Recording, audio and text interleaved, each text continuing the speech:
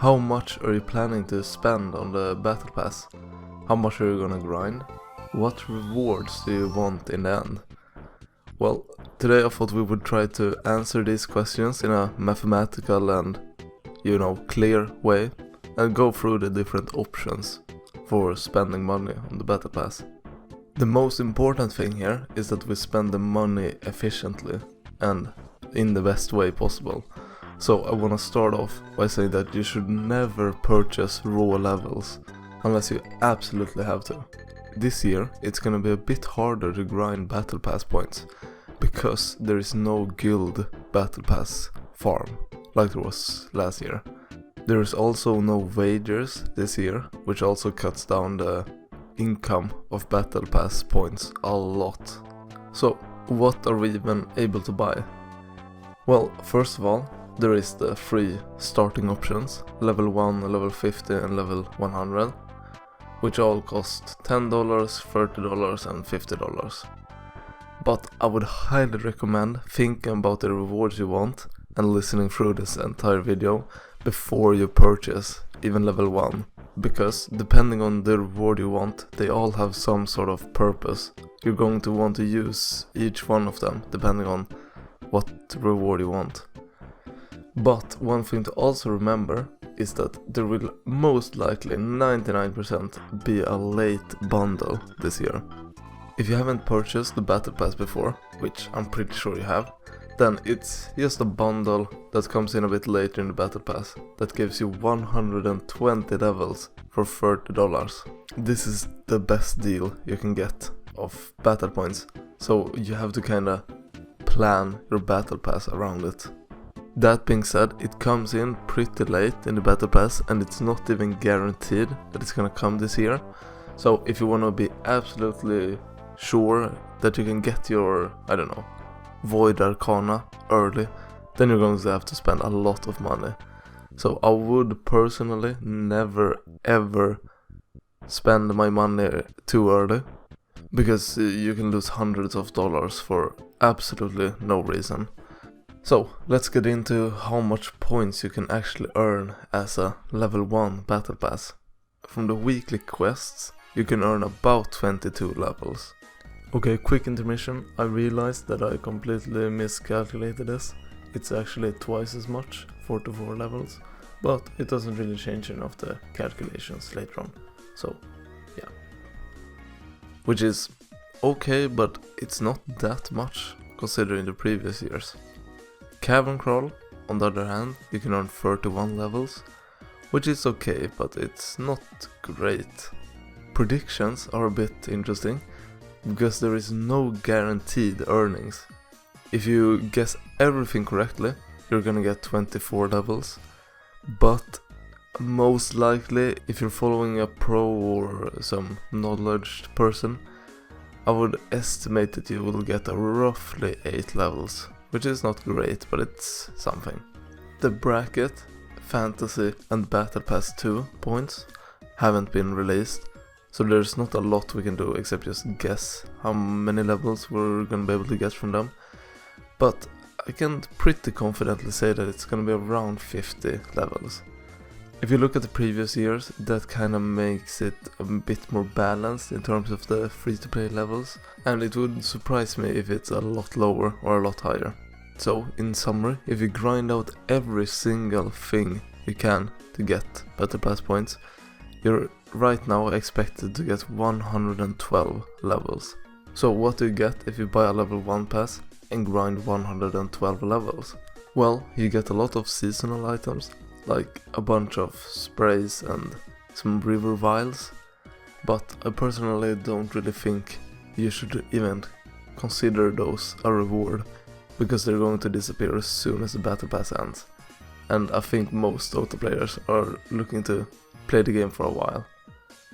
So the permanent reward you get is the Warden Courier, of course, a couple of taunts, 4 to be precise, and the Announcer. Now you also get a bunch of treasures. I'm gonna put them on the screen right now. So if you feel like that's something you value a lot, I personally don't, but maybe you do, then you can take that into consideration as well. So that is what you get for $10, assuming that you grind points perfectly.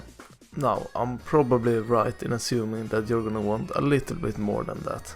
While the battle pass is fun and there are some cool, cavern crawl things and treasures, I think the main alluring point of the battle pass is getting the personas and arcanas.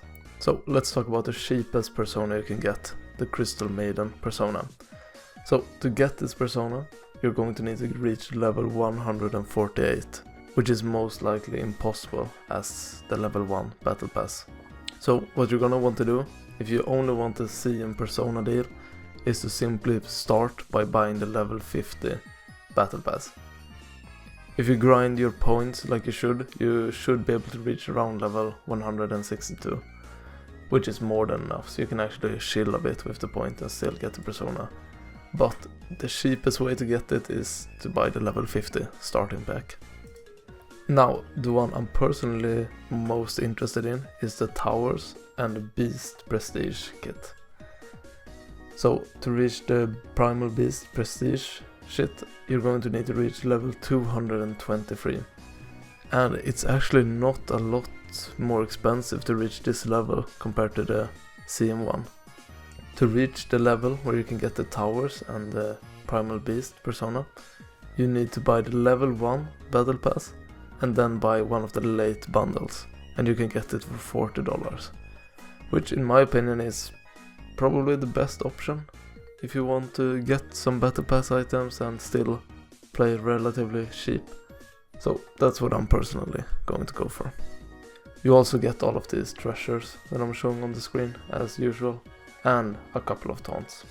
But if you want to get the PA persona, things start to get a bit more luxurious.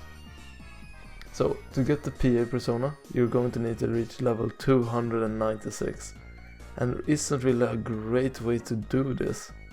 The best way is to buy the level 1 battle pass and then buy both of the late bundles for $30 each.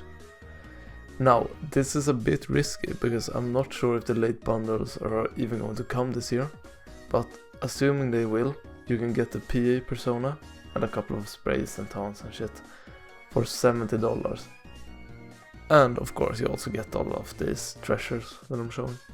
Now, there are 2 Arcanas left, and I think these are the ones that people are going to want to get and buy, especially if you have some money to spend. So, you unlock the Razor Arcana at level 283.